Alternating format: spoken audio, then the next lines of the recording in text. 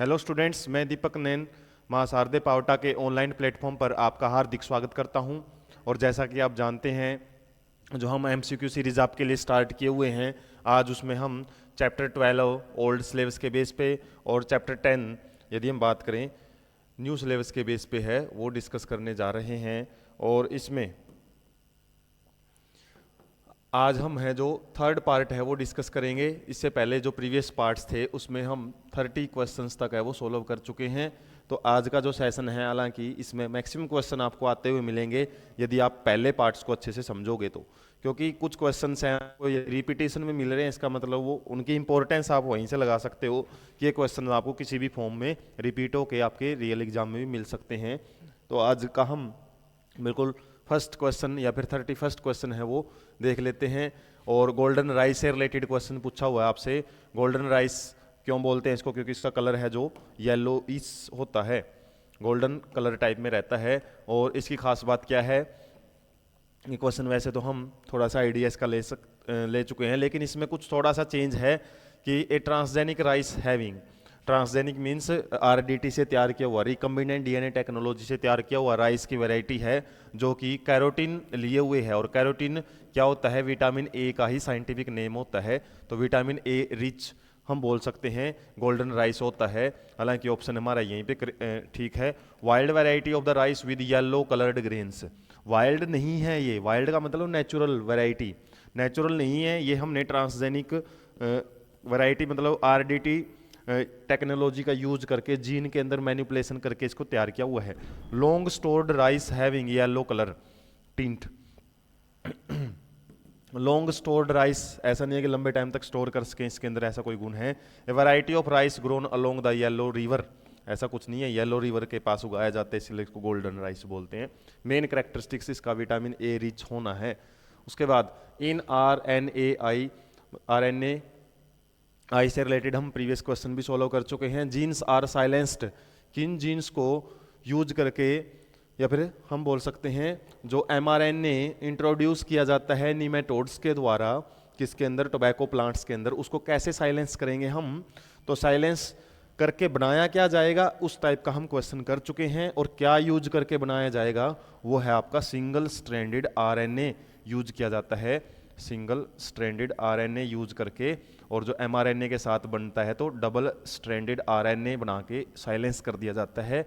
ये फिर अपना एक्सप्रेशन करके जो भी प्रोटीन है वो प्रोड्यूस नहीं कर पाएगा, और जिससे कि हमारा जो प्लांट है टोबैको प्लांट वो बच जाता है। तो एक प्रकार का सेलुलर डिफेंस मैकेनिज्म है ये, सेलुलर डिफेंस मैकेनिज्म। कुछ हाईलाइट वर्ड हम बार बार यूज करते आ रहे हैं जो कि आपको एग्जाम में मिल सकते हैं। Next question, ADA is an enzyme which is deficient in genetic disorder. और जेनेटिक डिसऑर्डर क्या होता है? Severe combined immunodeficiency disease, काफ़ी सारे जो फैक्टर्स हैं वो मिलके एक कंबाइंड डिजीज डिसऑर्डर है वो तैयार करते हैं। डिसऑर्डर इसको बोलते हैं, डिसऑर्डर मीन्स काफ़ी सारे सिम्टम्स का group. What is the full form of ADA? मैंने हालांकि इसकी फुल फॉर्म बता दी आपको, सेवर कंबाइंड इम्यूनो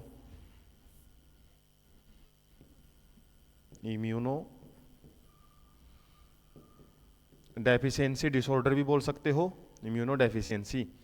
तो इस प्रकार से क्या है, एक डिजीज है वो क्रिएट होती है किसकी वजह से? एडीए। और एडीए की तो बार बार हम इसे प्रीवियस पार्ट्स में भी डिस्कस कर चुके हैं। क्या होता है ये? एडिनोसिन डीअमाइनेज नाम का एंजाइम होता है। और इसी का ट्रीटमेंट जीन थेरेपी में हम पढ़ते हैं। इसकी एक हिस्ट्री कि 4 ईयर ओल्ड एक गर्ल है, 1990 के अंदर उसका क्योर किया गया था। फर्स्ट जीन थेरेपी था वो, जिसमें इस एंजाइम की जो कमी थी, डेफिशिएंसी थी इस एंजाइम की, जिसकी वजह से जो एडिनोसिन है उसकी कमी है बॉडी के अंदर देखने को मिली थी। और उसकी वजह से काफ़ी सारे सिम्टम्स हैं, डिजीज है इम्यून सिस्टम से रिलेटेड वो देखने को मिले थे, उसको क्योर किया गया था। उसके बाद silencing of gene could be achieved through the use of, gene silencing हम कैसे कर सकते हैं? ये भी आरएनएआई से रिलेटेड क्वेश्चन है, थोड़ा सा लैंग्वेज चेंज कर करके आए हुए हैं।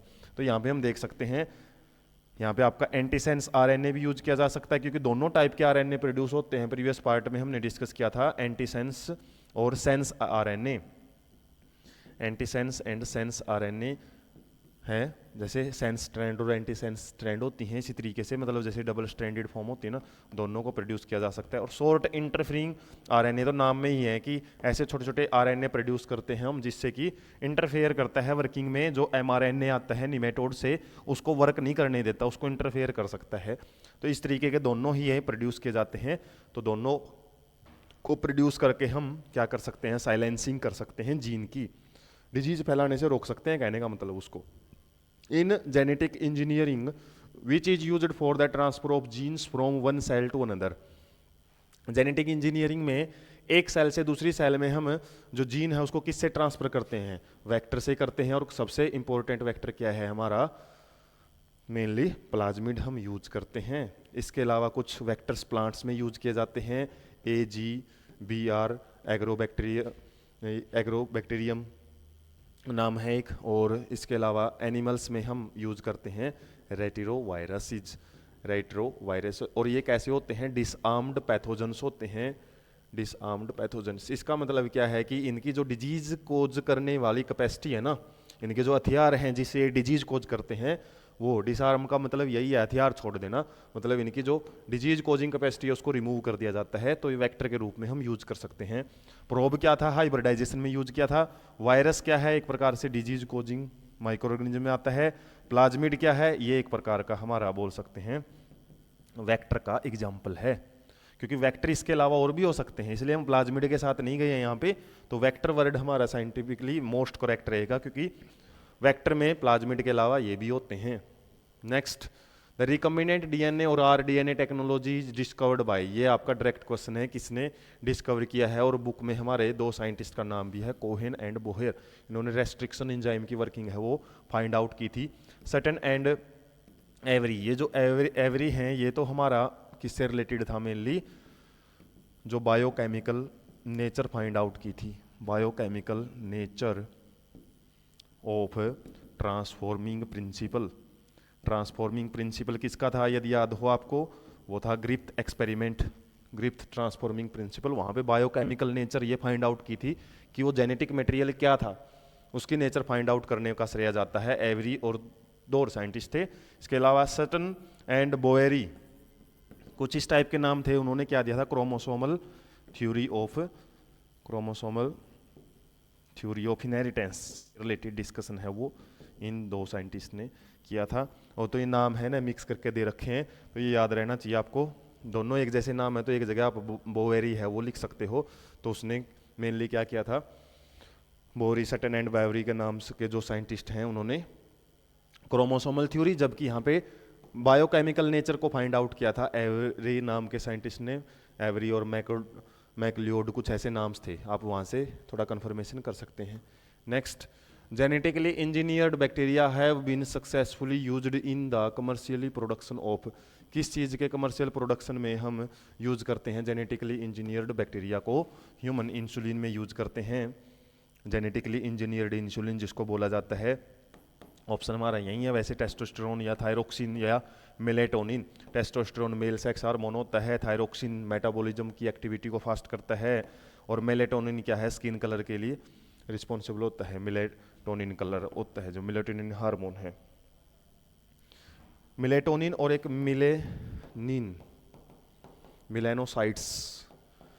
मिलेनोसाइट्स हमारी बॉडी के अंदर सेल्स है जो स्किन कलरेशन के लिए रिस्पॉन्सिबल होती है। तो इस टाइप से जो हार्मोन है, तो एंडोक्राइन सिस्टम 11th में पढ़ते हैं, लेकिन इस टाइप के कोई हार्मोन्स अभी फाइंड आउट नहीं किए गए हैं, मतलब या जेनेटिकली प्रोड्यूस नहीं किए हैं। ह्यूमन इंसुलिन का ज़्यादा जिक्र रहता है, तो हमारा ह्यूमन इंसुलिन आंसर्स रहेगा। उसके बाद first successfully cloned mammal that gained world wide publicity, और इसके बारे में तो हम 8th क्लास में पढ़ते हैं। डोली नाम की एक शिप है जो कि सबसे पहले जेनेटिकली इंजीनियर्ड, मतलब हम क्लोन सेल्स वगैरह है वो उसकी प्रोड्यूस की गई थी, डोली शिप का क्लोन तैयार किया गया था लैब के अंदर।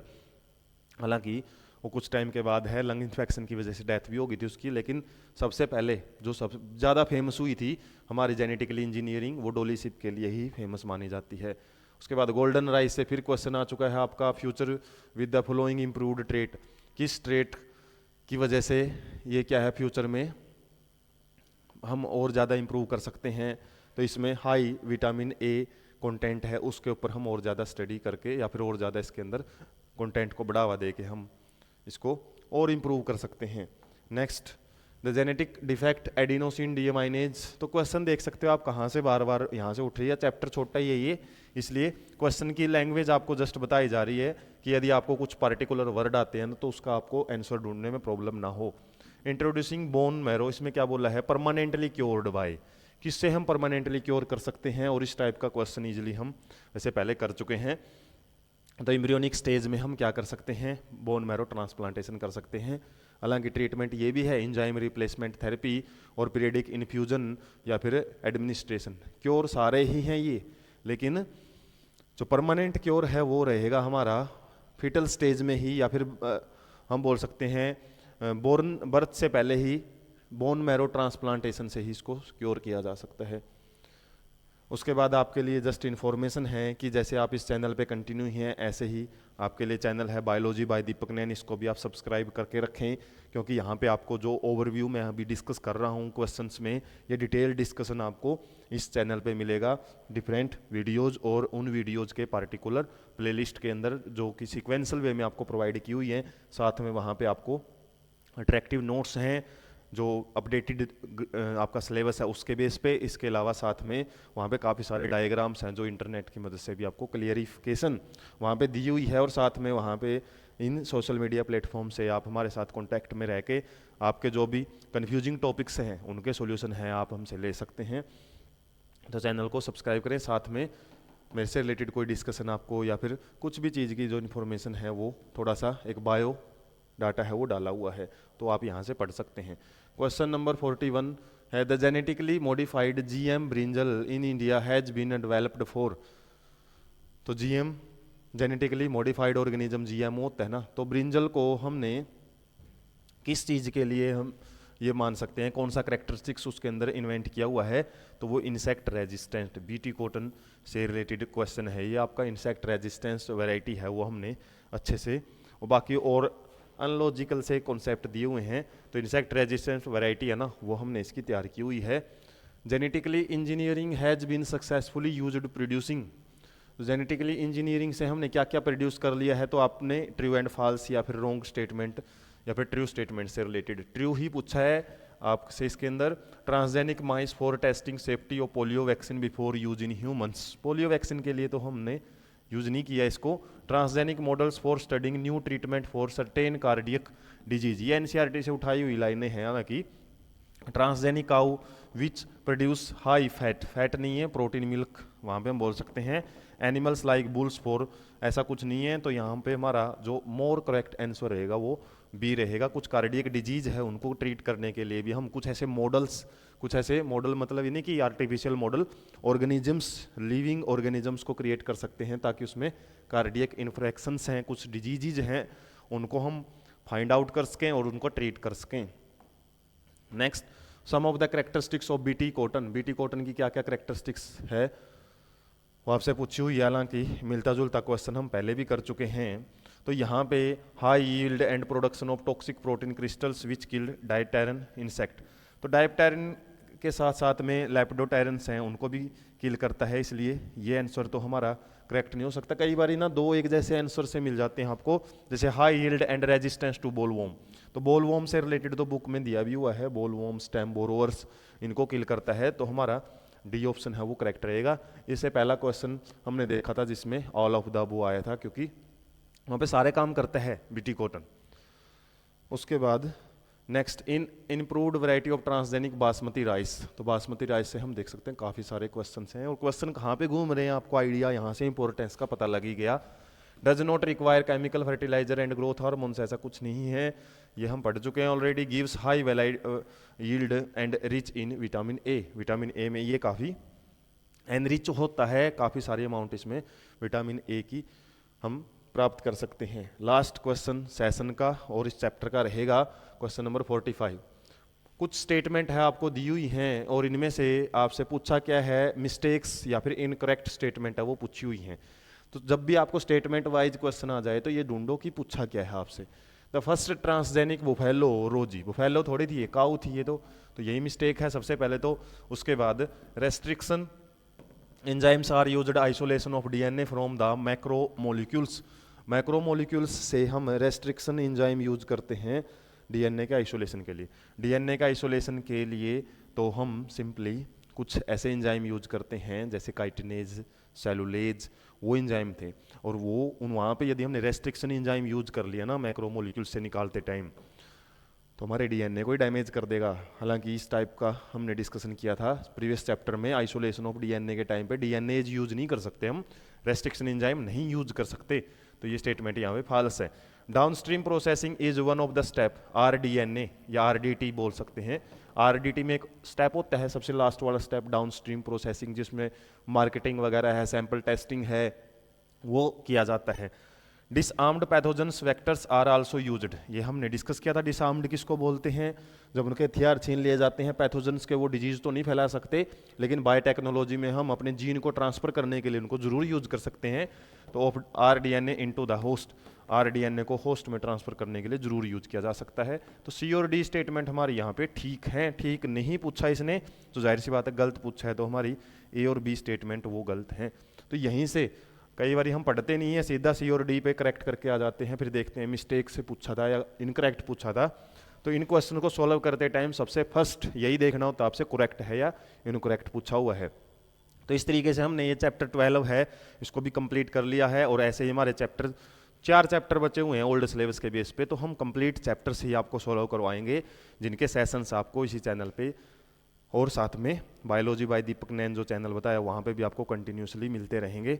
और ऐसे ही सेशंस के लिए आप हमारे चैनल को सब्सक्राइब रखें और साथ में जो सेशन आपको अच्छे लगते हैं उनको अपने दोस्तों के पास ज़्यादा से ज़्यादा शेयर करें। Thank you so much.